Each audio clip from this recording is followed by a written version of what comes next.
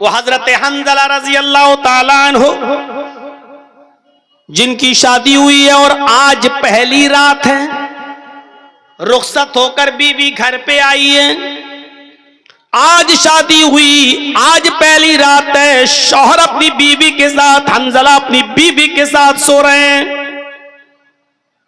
میاں بیوی کے درمیان جو تعلق ہوتا ہے وہ بھی قائم ہو چکا ہے، اتنے میں جنگ کا اعلان ہو جاتا ہے، جہاد کے لیے نکلنے کا اعلان ہو جاتا ہے۔ حضرت حنظلہ اسی کنڈیشن میں کہ اپنی بیوی سے ملے ہیں، ابھی غسل نہیں کیے، اعلان جہاد سنتے ہیں، اپنا گھوڑا کھولتے ہیں اور جہاد کے لیے نکل جاتے ہیں۔ بیوی کہتی ہے، اے میرے پیارے شوہر، میں تمہیں روک تو نہیں رہی ہوں، جہاد فرض ہے، تمہیں جانا بھی چاہیے، لیکن کم سے کم غسل تو کر لو، نہا تو لو، ابھی آپ نے میرے ساتھ صحبت کی ہے، میرے ساتھ ہم بستر ہوئے ہیں اور فوراً میدان جہاد میں جانے لگے ہیں، کم سے کم آپ غسل تو کر لو۔ فرمایا، اے میری بیوی، اعلان نہیں سنا ہے، یہ ندائی، یہ آخری آواز ہے، اس آواز کو سننے کے بعد کوئی شخص بھی اب تھوڑی دیر بھی اپنے گھر میں نہیں رک سکتا ہے۔ میری بیوی، میں غسل کے لیے کیسے رک جاؤں کہ یہ آخری ندا آ چکی ہے کہ اب کوئی بھی اپنے گھر میں نہ رکے، میں فوراً نکل رہا ہوں، اللہ میرے دل کے حال کو جانتا ہے، اللہ میری دل کی نیت کو جانتا ہے۔ اٹھے، گھوڑا کھولا اور دوڑے اور چلے گئے میدان جنگ میں، لڑے، کئی کافروں کو قتل بھی کیا، لیکن اس جنگ کے اندر خود بھی شہید ہو گئے، شہید ہو گئے۔ اور شہید کا اصول یہ ہے شریعت میں کہ اس کو جن کپڑوں میں شہید ہوتا ہے، کوئی آدمی اللہ کی راہ میں جب مارا جائے تو انہی کپڑوں میں دفن کیا جاتا ہے، شہید کو کوئی نیا کفن نہیں پہنایا جاتا، شہید کو غسل نہیں دیا جاتا، شہید کی جنازے کی نماز نہیں پڑھی جاتی، ایسے ہی اس کو انہی کپڑوں میں دفن کر دیا جاتا ہے۔ جب اس کو دفن کرنے کے لیے لے جایا جا رہا تھا تو حنظلہ کی بیوی کہنے لگی، اے اللہ کے رسول، میرے شوہر کو غسل دے دیجئے۔ اللہ کے نبی فرماتے ہیں، اے حنظلہ کی بیوی، کیا تجھے پتہ نہیں تیرا شوہر شہید ہوا ہے اور شہید کو غسل نہیں دیا جاتا، اس کو انہی کپڑوں میں کفنایا جائے گا، انہی کپڑوں میں دفنایا جائے گا جس میں وہ شہید ہوا ہے، اور قیامت کے دن اسی حال میں اٹھے گا کہ اس کے جسم سے خون گر رہا ہوگا۔ اللہ گرتے ہوئے خون کو دیکھ کر کہے گا، فرشتوں، اس کو جنت میں لے جاؤ، یہ تو میرے لیے ساری چیزوں کی قربانی دے کر آیا ہے، اس کا کیا حساب لوں، اس سے کیا سوال کروں، اس سے کیا پوچھ تاچھ کروں، اس سے کیا کوشچن آنسر کروں، اس کو جنت میں داخل کر دو۔ حنظلہ کی بیوی کہتی ہے، اللہ کے رسول، میں کیسے بتاؤں، ان اللہ لا یستحی من الحق، اللہ تعالی حق بات سے نہیں شرماتا ہے۔ میری شادی ہوئی تھی، حنظلہ نے میرے ساتھ رات گزاری تھی اور میرے ساتھ صحبت کی تھی، اور جب آخری اعلان سنا تو بغیر غسل کے وہ نکل گئے اور جہاد کرنے لگے۔ میں اس غسل کی بات کر رہی ہوں جو غسل بیوی سے ملنے کے بعد کیا جاتا ہے، حنظلہ کو وہ غسل دے دیجئے، کیونکہ حنظلہ بغیر غسل کے نکل گئے تھے اور وہ شہید کر دیے گئے۔ تھوڑی دیر توقف کیا، اللہ کے نبی جناب محمد رسول اللہ تھوڑی دیر رکے رہے اور تھوڑی دیر کے بعد فرمایا، ساتھیو، اس جنازے کو اٹھاؤ اور قبرستان میں لے جا کر ان کو دفن کرو، میں بھی چل رہا ہوں۔ حنظلہ کی بیوی پھر بولی، اے اللہ کے نبی، اتنی دیر رکنے کے بعد بھی آپ نے غسل نہیں دیا۔ فرمایا، اے حنظلہ کی بیوی، اپنے گھر جا، تیرے شوہر کو محمد رسول اللہ کے غسل کی ضرورت نہیں ہے۔ آسمان سے 70,000 فرشتے زمین پر اترے اور ان فرشتوں نے تیرے شوہر کو غسل دے دیا، تیرا شوہر غسیل الملائکہ ہے، فرشتوں نے تیرے شوہر کو غسل دے دیا ہے، تیرے شوہر کو ہمارے غسل کی ضرورت نہیں ہے، تیرا شوہر فرشتوں کے ذریعے غسل دیا ہوا ہے۔ اور پھر حنظلہ کو دفن کر دیا گیا۔ میرے بھائیوں، یہ نوجوانی کی عبادت تھی، اپنی پیاری بیوی کو چھوڑ دیا، پہلی شادی، پہلی رات، 24 گھنٹے بھی اپنی بیوی کے ساتھ نہیں رہ پایا، اور اعلان سنا، نکل گیا، جہاد کیا اور قتل ہو گیا، شہید ہو گیا۔ ایسا نوجوان اللہ کے عرش کے سائے میں ہوگا۔ وشاب نشأ فی عبادت ربی، وہ عقبہ ابن نافع جس نے اسلام کا پرچم لہراتے لہراتے دائیں اسلام بائیں اسلام پیچھے اسلام سامنے سمندر، اللہ میں دائیں دیکھتا ہوں تو تیرے نبی کا جھنڈا لہرا رہا ہے، بائیں جہاں جاتا ہوں تیرے نبی کا پرچم لہرا رہا ہے، پیچھے مڑ کے دیکھتا ہوں اور جہاں جہاں تک میں گیا ہوں تیرے نبی کا جھنڈا لہر چکا ہے، سامنے سمندر ہے، اب میں کیا کروں؟ یعنی اب دنیا میں کوئی چپا باقی نہیں رہا، جہاں تک ہم گئے اسلام ہی اسلام، اب سامنے سمندر ہے۔ اے اللہ، یہ ہمارے ساتھ 1500 نوجوان ہیں جو گھوڑے پہ بیٹھے ہوئے ہیں، یہ سب اسلام کا جھنڈا لہرانا چاہتے ہیں، میں نے دائیں بائیں اور پیچھے تو اسلام لہرا دیا ہے، تیرے نبی کا جھنڈا پھہرا دیا ہے، لیکن آگے سمندر ہے۔ اے اللہ، اب میں کیا کروں؟ اس نے سمندر کے پاس اپنی تلواروں کو گاڑا، سمندر کے پانی سے وضو بنایا اور وہیں پر نماز پڑھ دی پی۔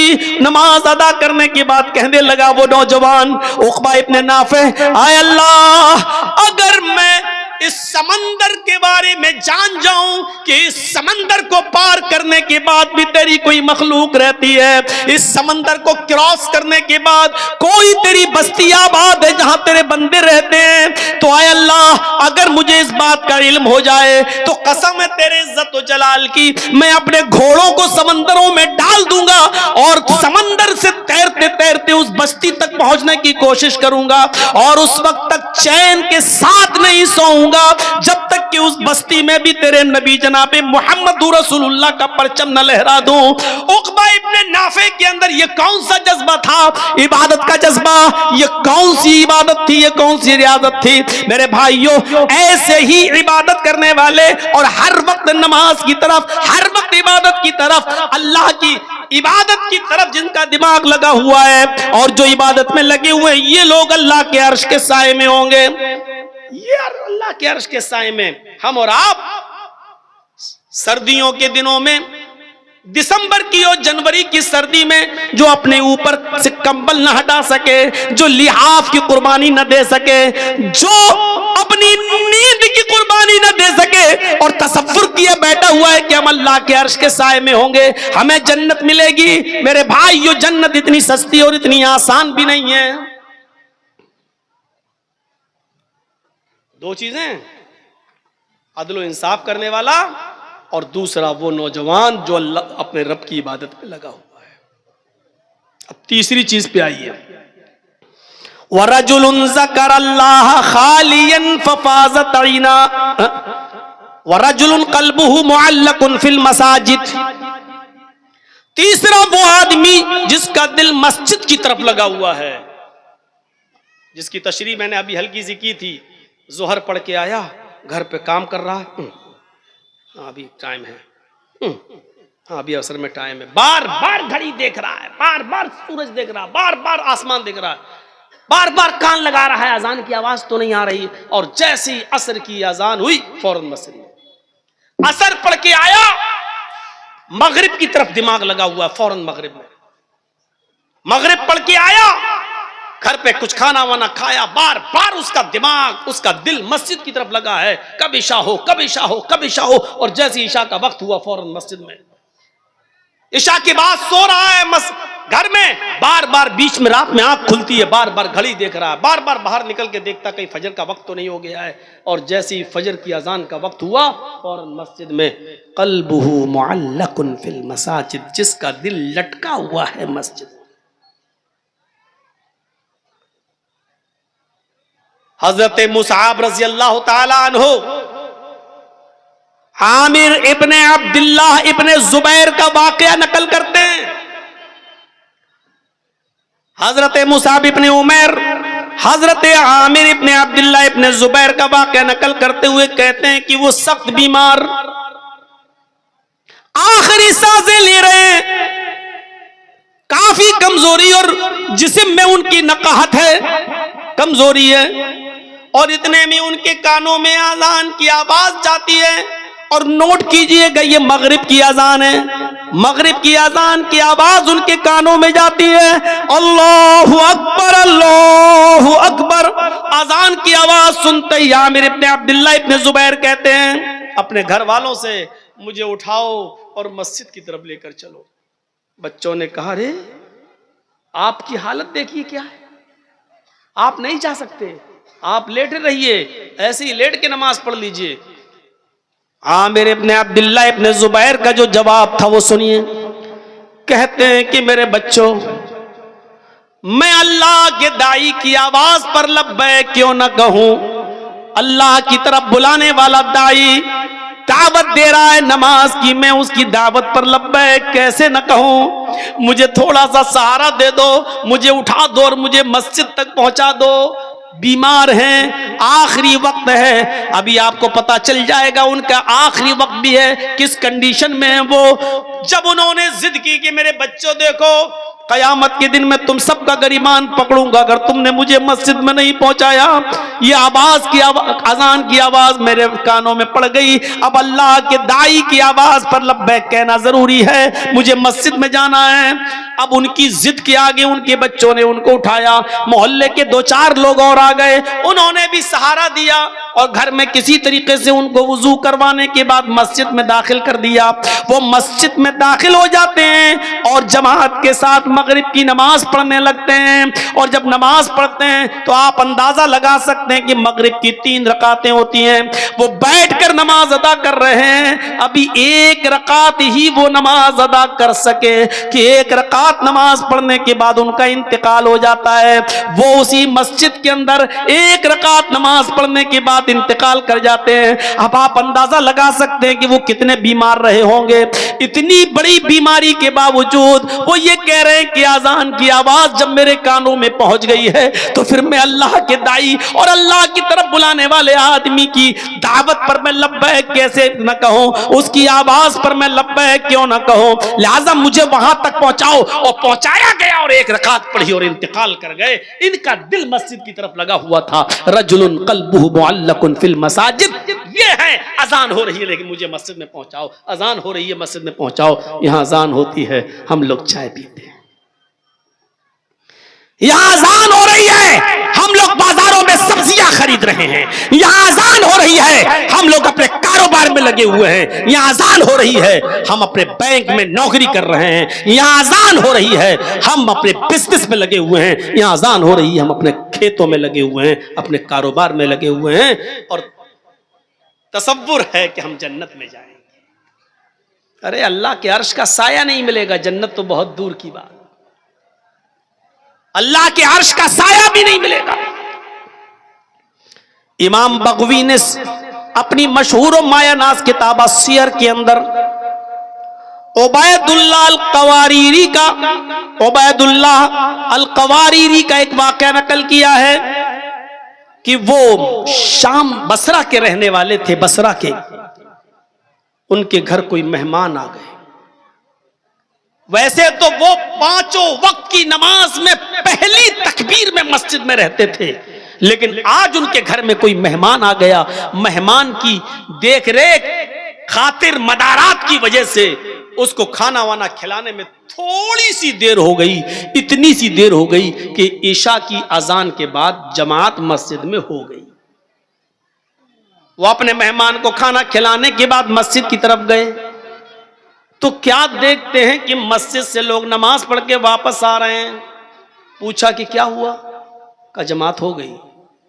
وہ دوسرے محلے میں گئے کہ وہاں جا کر شاید نماز مل جائے، جماعت مل جائے، لیکن دوسرے محلے میں جاتے تو کیا دیکھتے ہیں کہ ادھر بھی جماعت ہو چکی ہے۔ انہوں نے بصرہ کی آس پاس کی جتنی مسجدیں تھی کوشش کر کے دیکھ لیا کہ کہیں جماعت مل جائے، کیونکہ جماعت کا ثواب اکیلے نماز پڑھنے سے 27 گنا زیادہ درجہ رکھتا ہے۔ اس ثواب کی امید میں وہ جاتے ہیں کہ نماز ادا کر لوں، جماعت مل جائے، لیکن ان کو بصرہ کی کسی مسجد میں عشاء کی جماعت نہیں ملی۔ تو پھر وہ اپنے گھر آ گئے اور اپنے گھر پہ انہوں نے جائے نماز بچھائی، مصلی بچھایا اور عشاء کی نماز وہ پڑھنے لگے، جب وہ ایک مرتبہ 4 رکعت عشاء کی پڑھ چکے تو کہنے لگے کہ عشاء کی نماز جماعت کے ساتھ اگر میں پڑھتا تو 27 گنا درجہ ملتا، 27 گنا ثواب ملتا، تو کیوں نہیں میں جماعت کے ثواب کو پہنچنے کے لیے عشاء کی نماز کو 27 بار پڑھ لوں۔ اگر میں 4 رکعت کر کے 27 مرتبہ اگر میں نماز پڑھوں گا تو ہمیں جماعت کا ثواب مل جائے گا۔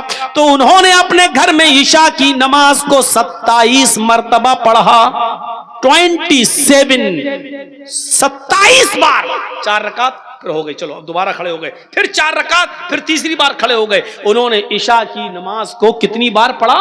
27 بار۔ اس کے بعد مطمئن ہو گئے کہ اب مجھے جماعت کا ثواب مل گیا، یعنی انشاءاللہ جو جماعت مجھ سے چھوٹی ہے اس کے برابر ثواب مل جائے گا۔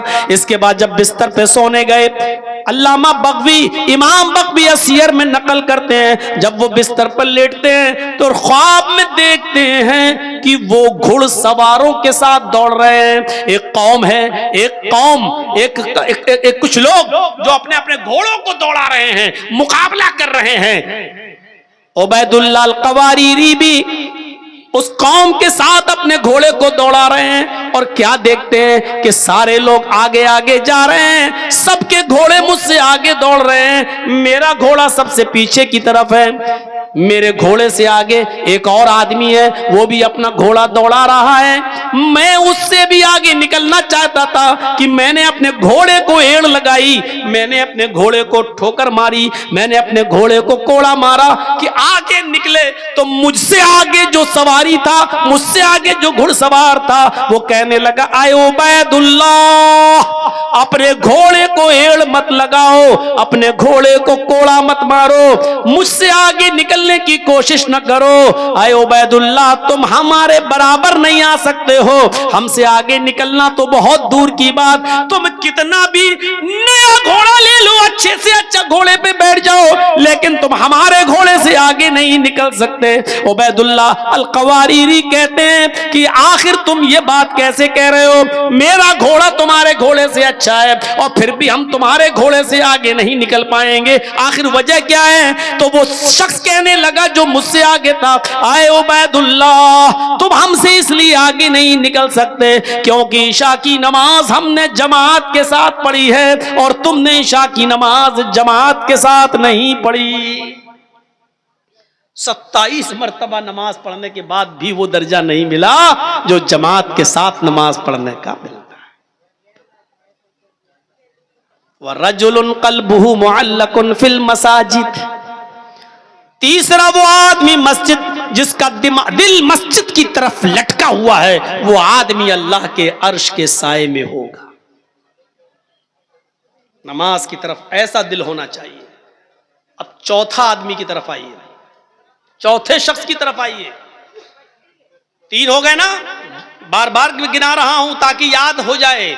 عدل و انصاف کرنے والا امیر، دوسرا وہ نوجوان جو اللہ کی عبادت میں لگا ہوا ہے، اور تیسرا وہ آدمی جس کا دل مسجد کی طرف لگا ہوا ہے، جو بار بار نماز پڑھ کے آتا ہو، دوسری نماز کے لیے سوچتا ہے۔ 3 آدمی ہو گئے۔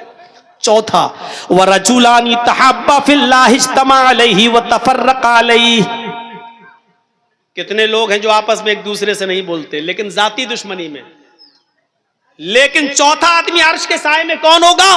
وہ آدمی جو کسی کا دوست ہوگا تو اللہ کے لیے، اور کسی سے دشمنی کی ہوگی تو اللہ کے لیے۔ آپ سے ہم نے دعوت و تبلیغ کا کام کیا، آپ کو ہماری بات پسند آئی، آپ ہمارے مرید بن گئے، آپ ہماری دوستی ہو گئی، آپ ہماری باتیں سن رہے ہیں، اس لیے آپ جرجی صاحب آئیے چائے پلا، کیوں؟ اس لیے کہ ہم قرآن و حدیث آپ کو سناتے ہیں، آپ اس لیے ہماری عزت کرتے ہیں، یہ اللہ کے لیے ہے۔ ہمارا آپ کا کیا رشتہ ہے؟ ہمارا آپ کا کیا رشتہ ہے؟ لیکن یہ محبت اللہ کے لیے۔ اور اگر ہم نے کوئی بات بتائی اور آپ کو برا لگا اور آپ کھڑے ہو کر کہنے لگے ہٹو، تم جیسے 50 مولوی آتے ہیں، میں نے بھی تم سے بولنا چھوڑ دیا، تو یہ بھی اللہ کے لیے. کیوں؟ کیونکہ میں نے قرآن سنایا, تجھے برا لگ گیا ہے اور تجھے اچھا نہیں لگتا ہے. نہیں بتاؤں گا آج کے بعد تجھے بات. تجھے اگر تکلیف ہو رہی ہے میری بات سے تو نہیں جاؤں گا تیرے پاس. تو اب ہم نے تجھے جو چھوڑا ہے وہ بھی اللہ کے لیے, کیونکہ اور کوئی وجہ نہیں. اگر یہ چیز ہے ہمارے اور آپ کے اندر, کسی سے دوستی ہے تو اللہ کے لیے, اور کسی سے دشمنی ہے تو وہ بھی اللہ کے لیے, تو ایسا شخص بھی اللہ کے عرش کے سائے میں ہوگا. اگر ہم آپ کو چھوڑ رہے ہیں تو اللہ کے لیے ہے تب تو ٹھیک ہے, لیکن آپ کو ہم اس لیے چھوڑ رہے ہیں کیونکہ آپ نے میرا پیسہ مار لیا, آپ نے میرا حق مار لیا, آپ نے میری زمین و جائیداد پہ قبضہ کر لیا, آپ نے ہمیں گالی دی, اس لیے ہم آپ کو چھوڑ رہے ہیں. تو یہ لڑائی نہیں ہے.